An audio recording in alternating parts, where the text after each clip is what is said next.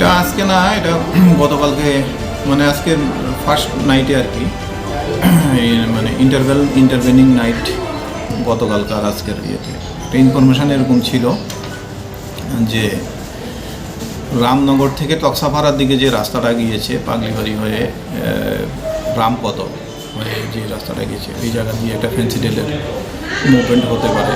এটা jointly information ছিল, এটা বিশালগড় পিএসের কাছে ছিল ইনফরমেশানটা।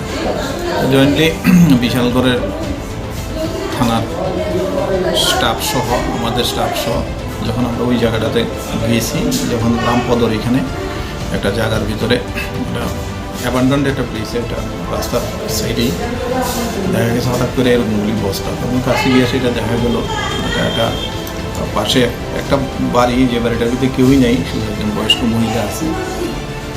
তারপরে দিয়া দেখলাম যে আমরা এটারে তখন একটু ইয়ে করে সেটা দেখলাম যে উনি ভেতরে কন্ট্রাব্যান্ড আর্টিকেলস ফেন্সিডিল, তখন অ্যাকর্ডিংলি সেটাতে আমরা সিজ করে নিয়ে আইসি। স্যার আনুমানিক এটার বাজার মূল্য কত হবে?